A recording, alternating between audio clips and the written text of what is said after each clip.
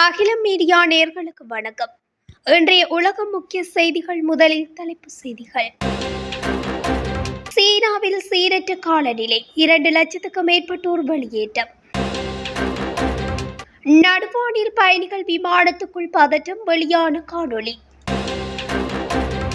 ரஷ்யாவை நோக்கி 2 அணுசக்தி நீர்மூழ்கி கப்பல்கள், ட்ரம்ப் உத்தரவு. காசாவுக்கு பாராசூட்டில் ஐக்கிய அரபு அமீரகம் நிவாரணம். மதுபான சாலைக்குள் துப்பாக்கிச் சூடு, 4 உயிரிழப்பு. 68 நாடுகள் மீதான புதிய வரிகள் 7ஆம் தேதி முதல் அமுல், ட்ரம்ப் அறிவிப்பு. அமெரிக்கா இழப்பீடு வழங்க வேண்டும், ட்ரம்பிற்கு ஈரான் விதித்த நிபந்தனை. நிலநடுக்கத்தால் இடிந்து விழுந்த தாமிர சுரங்கம், ஒருவர் பலி, 5 பேரை தேடும் பணி தீவிரம். மில்லியன் கணக்கான இஸ்ரேல் ராணுவத்தை முகாம்களுக்கு ஓடவிட்ட ஏமன் ஏவுகணைகள்.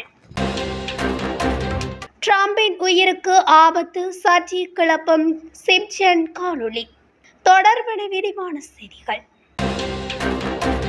சீனாவின் பொருளாதார மையமான ஷாங்காயில் கோமே புயல் கரையை கடந்ததால் பலத்த மழை மற்றும் காற்று வீசியதை அடுத்து கடலோர மற்றும் தாழ்வான பகுதிகளில் இருந்து 2.83 லட்சம் பேர் வெளியேற்றப்பட்டுள்ளதாக தெரிவிக்கப்பட்டுள்ளது. சீனாவின் தலைநகர் பீஜிங் உட்பட பல்வேறு மாகாணங்களில் கனமழை பெய்து வருவதால் பல்வேறு இடங்களில் நிலச்சரிவும் ஏற்பட்டு 40க்கும் மேற்பட்டோர் உயிரிழந்துள்ளதாக தெரிவிக்கப்பட்டுள்ளது.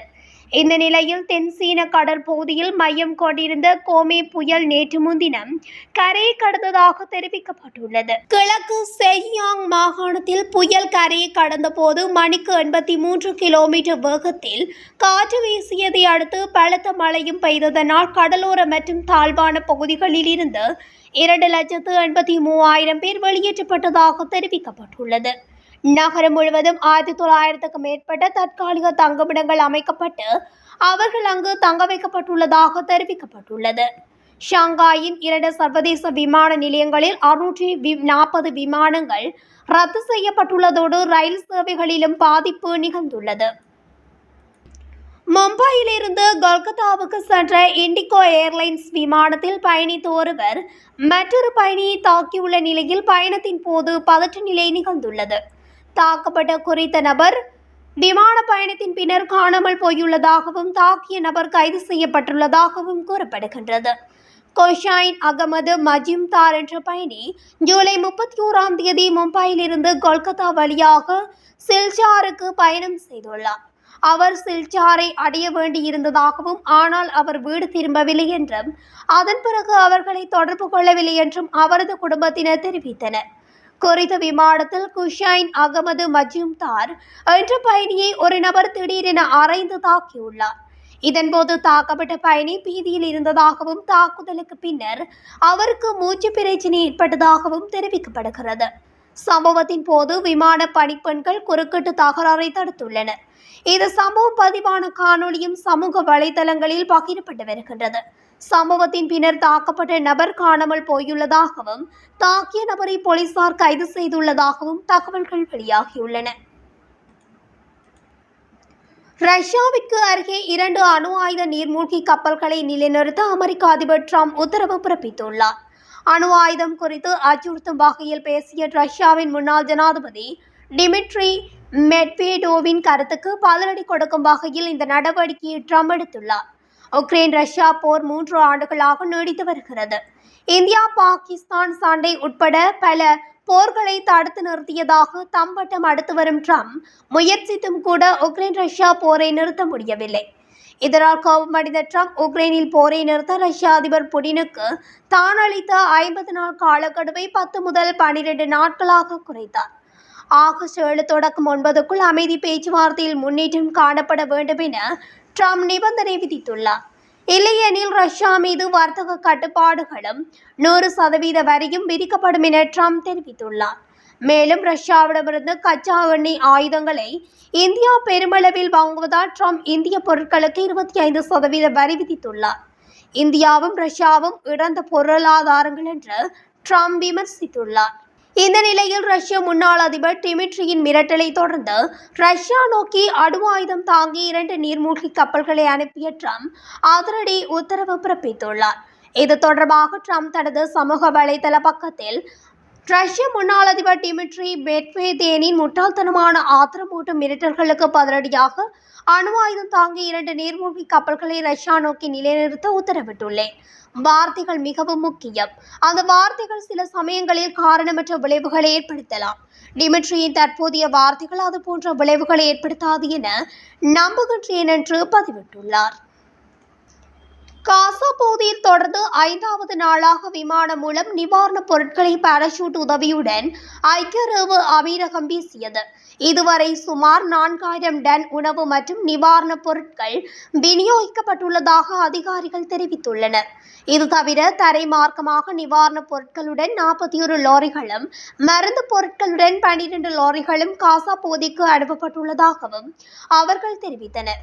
சர்வதேச நாடுகளின் அழுத்தத்தை அடுத்து நிவாரணப் பொருள் விநியோகத்துக்கு இஸ்ரேல் அனுமதி அளித்துள்ளது. அமெரிக்காவில் உள்ள மதுபான சாலை ஒன்றில் நடத்தப்பட்ட துப்பாக்கிச் சூட்டில் 4 கொல்லப்பட்டுள்ளனர். துப்பாக்கிதாரி தப்பியோடிய நிலையில் தேடுதல் நடவடிக்கையை அந்நாட்டு போலீசார் முன்னெடுத்து வருகின்றனர். அமெரிக்காவின் மொன்டானோ பகுதியில் உள்ள மதுபான சாலை ஒன்றில் இந்த துப்பாக்கிச் சூட்டு சம்பவம் பதிவாகியுள்ளது. இந்த துப்பாக்கிச் சூட்டு சம்பவத்தில் காயமடைந்த பலர் சிகிச்சைகளுக்காக மருத்துவமனையில் அனுமதிக்கப்பட்டுள்ளனர். தாக்குதலுக்கு காரணம் குறித்து விசாரணை நடந்து வருகிறது. அமெரிக்க ஜனாதிபதியாக ட்ரம்ப் கடந்த ஜனவரி மாதம் பொறுப்பேற்றார். அதைத் தொடர்ந்து அமெரிக்கா மீது பிற நாடுகள் விதிக்கும் வரியைப் போலவே அதே அளவுக்கு வரி விதிக்கப் போவதாக அறிவித்தார். கடந்த ஏப்ரல் 2ஆம் தேதி இந்தியா உள்ளிட்ட நாடுகள் மீதான வரி விதிப்பை அறிவித்தார். பின்னர் வர்த்தக ஒப்பந்தம் செய்து கொள்ள கால அவகாசம் அளிக்கும் வகையில் வரி விதிப்பை 90 நாட்கள் ஒத்திவைத்தார். இந்நிலையில் 68 நாடுகள் மற்றும் ஐரோப்பிய யூனியன் மீது நேற்று புதிய வரிகள் அமலுக்கு வர இருந்த நிலையில் புதிய வரி விதிப்பை ட்ரம்ப் 7ஆம் தேதி ஒத்திவைத்துள்ளார். இதற்கான நிர்வாக ஆணையில் அவர் கையெழுத்திட்டுள்ளார். அதன்படி சுவிட்சர்லாந்தில் இருந்து அமெரிக்காவில் இறக்குமதி செய்யப்படும் பொருட்கள் மீது 39% வரி விதிக்கப்பட்டுள்ளது. 31% வரி விதிக்கப்படும் என்று ட்ரம்ப் எச்சரிக்கை விடுத்திருந்தார். லிechtenstein மீதான வரி 37% இருந்து 15% குறைக்கப்பட்டுள்ளது. இவ்வாறு மலேசியா, ஜப்பான், தாய்லாந்து, பாகிஸ்தான், இலங்கை, மெக்சிகோ, கனடா போன்ற நாடுகளுக்கும் வரி விதித்துள்ளார். அமெரிக்கா இழப்பீடு வழங்க வேண்டும் என்று ஈரான் வெளிவிவகார அமைச்சர் அப்பாஸ் அராக்சி தெரிவித்துள்ளார். அணுசக்தி தொடர்பான பேச்சுவார்த்தைகளை மீண்டும் தொடங்குவதற்கு முன் அமெரிக்கா இழப்பீடு வழங்க வேண்டும் என அவர் குறிப்பிட்டுள்ளார். அடுத்த கட்ட பேச்சுவார்த்தைக்கு திகதி நிர்ணயிக்கப்பட்டு அதற்கான ஏற்பாடுகள் இடம்பெற்றுக் கொண்டிருந்த சூழலில் இஸ்ரேலும் அமெரிக்காவும் ஈரான் மீது தாக்குதல்களை முன்னெடுத்தன. அதனால் எமது அணுசக்தி தொடர்பில் பேச்சுவார்த்தையை ஆரம்பிப்பதற்கு முன் அமெரிக்கா இழப்பீடு வழங்க வேண்டும். பேச்சுவார்த்தைகளின் நடுவில் அவர்களே எங்களை தாக்கினர் என்பதை விளக்க வேண்டும். எதிர்கால பேச்சுவார்த்தைகளின் போது இத்தகைய தாக்குதல்களை மீண்டும் செய்ய போவதில்லை என்பதை அவர்கள் உறுதி செய்ய வேண்டும். அவர்கள் செய்த சேதத்திற்கு ஈரானுக்கு இழப்பீடு வழங்குவது அவசியம். பேச்சுவார்த்தைகளை மீண்டும் தொடங்குவதற்கு வாஷிங்டனிடமிருந்து நம்பிக்கையை வளர்க்கும் தெளிவான நடவடிக்கைகள் தேவை. குறிப்பாக நிதி இழப்பீடுகள் மற்றும் எதிர்கால ஆக்கிரமிப்புக்கு எதிரான உத்தரவாதங்கள் அவற்றில் பிரதானமானவை. மக்கள் மத்தியில் பேச்சுவார்த்தைக்கு எதிர்ப்பு உணர்வுகள் மிக அதிகம். இனி உங்கள் நேரத்தை வீணாக்காதீர்கள். அவர்களால் ஏமாற்றப்படாதீர்கள். அவர்கள் பேச்சுவார்த்தைக்கு வந்தால் அது அவர்களின் பிற நோக்கங்களை மறைப்பதற்கான ஒரு மறைப்பு மட்டுமே என்று மக்கள் கூறுகிறார்கள் எனவும் குறிப்பிட்டுள்ளார். தென் அமெரிக்காவில் அமைந்துள்ள நாடு சிலி. இந்நாட்டின் ஆண்டஸ் மலைத்தொடரில் எல் டெனின்டி பகுதியில் அரசுக்கு சொந்தமான தாமிர சுரங்கம் உள்ளது. உலகின் மிகப்பெரிய தாமிர சுரங்கங்களில் இதுவும் ஒன்றாகும். இதனிடையே தாமிர சுரங்கத்தில் நேற்று மாலை 5:30 மணியளவில் தொழிலாளர்கள் 15 பேர் வேலை செய்து கொண்டிருந்தனர். அப்போது அந்த பகுதியில் திடீரென நிலநடுக்கம் ஏற்பட்டது.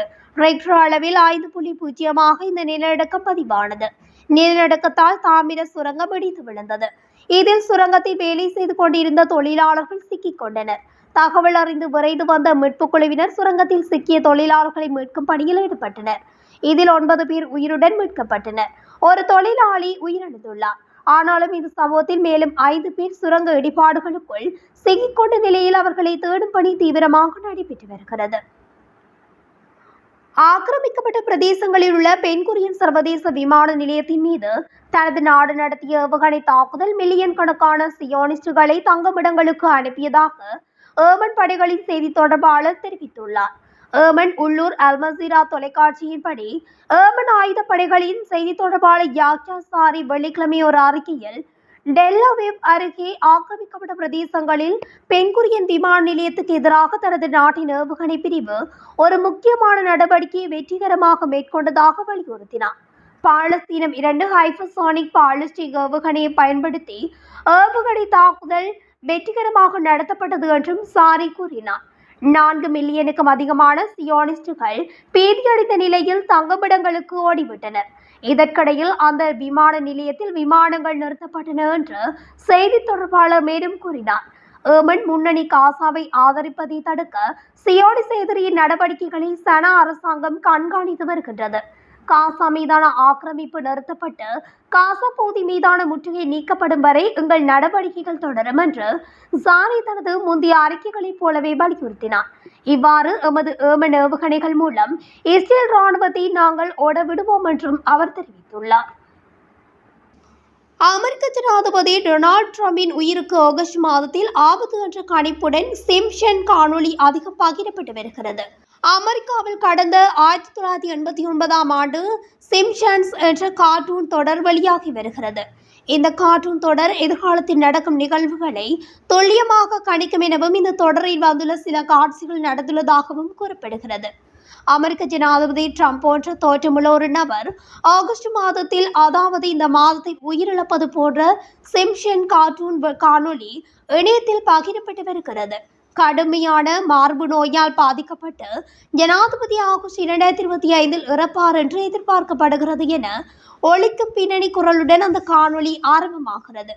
இந்நிலையில் தற்போது சிம்ப்சன் காணொளி பகிரப்பட்டு வருவதுடன் நெட்டிசன்கள் பல்வேறு கருத்துக்களை தெரிவித்து வருகின்றமையும் குறிப்பிடத்தக்கது. இத்துடன் அகிலம் மீடியாவின் இன்றைய உலக முக்கிய செய்திகள் நிறைவடைகின்றன. தொடர்ச்சியாக செய்திகளை அறிந்து கொள்ள அகிலம் மீடியாவுடன் இணைந்திருங்கள். நன்றி, வணக்கம்.